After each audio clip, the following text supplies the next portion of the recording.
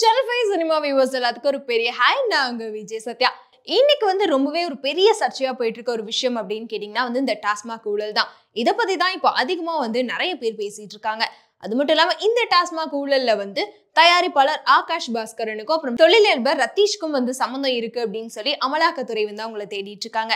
அதே மாதிரி ஆகாஷ் பாஸ்கரன் இவ்வளவு கொஞ்சம் மாசத்துல எப்படி இவ்வளோ கோடியில படம் தயாரிச்சுட்டு இருக்காரு அப்படின்றனால அவர் வீட்லயுமே ரைடு போயிருக்காங்க.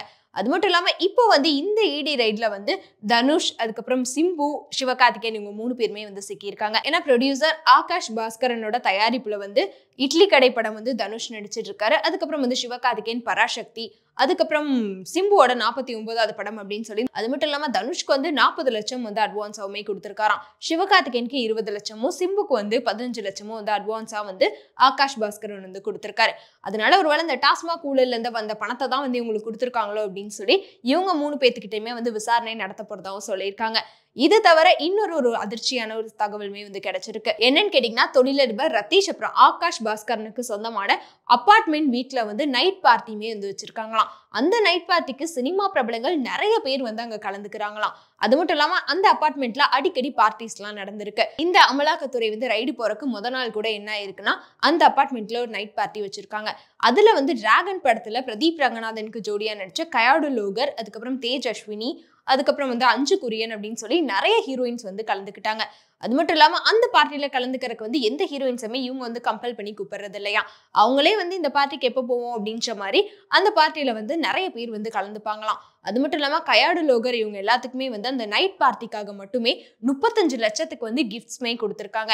அதாவது அமௌண்டா கொடுக்காம இந்த வாட்ச், ஹேண்ட்பேக் அப்படின்னு சொல்லி பிராண்டடான நிறைய ஐட்டம்ஸ் கிஃப்ட் பண்ணியிருக்காங்களாம். அதனால அவங்க கிட்டயுமே விசாரணை நடத்த போறதா சொல்லியிருக்காங்க. அது மட்டும் இல்லாம அந்த நைட் பார்ட்டி நடந்துட்டு இருக்க நேரத்துல தான் அமலாக்கத்துறை ரைடு வராங்க அப்படின்னு தெரிஞ்சனால அங்க ரத்தீஷ் தலைமறைவாயிருக்காரு.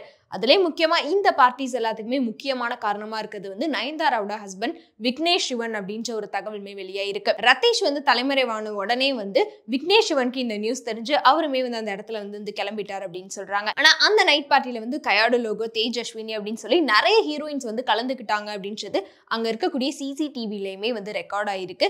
அந்த ஃபுட்டேஜஸ்மே அமலாக்கத்துறை எடுத்திருக்காங்களாம். அதனால இவங்க கிட்டயுமே அடுத்ததா விசாரணை போக போகுது அப்படின்னு சொல்லியிருக்காங்க. அது மட்டும் இல்லாம இன்னுமே நிறைய ஹீரோயின்ஸோட பேர் வெளியே வரல அப்படின்ற மாதிரியுமே சொல்லிட்டு இருக்காங்க. அதனால இந்த டாஸ்மாக் ஊழல் வழக்குல சினிமா பிரபலங்கள் நிறைய பேர் தொடர்ந்து மாட்டிட்டே தான் இருக்காங்க. அதுலயும் முக்கியமா பாத்தீங்கன்னா, சிம்புவோட 49வது படம் இன்னும் ஸ்டார்ட்டே பண்ணாதனால அவர்கிட்ட விசாரணை போனா கூட அவ்வளவு பெருசா இருக்காது. ஆனா தனுஷோட இட்லி கடை படம், அப்புறம் சிவகார்த்திகேயனோட பராசக்தி படம், இந்த 2 படத்துக்குமே அட்வான்ஸ் வாங்கி அது படம் ஸ்டார்ட் பண்ணி போயிட்டு இருக்கனால கண்டிப்பா இது ஒரு பெரிய பிரச்சனையா இருக்கும் அப்படின்ற மாதிரியுமே எல்லாருமே சொல்லிட்டு இருக்காங்க. இதை பத்தி நீங்க என்ன நினைக்கிறீங்க அப்படின்றத கமெண்ட்ல சொல்லிருங்க.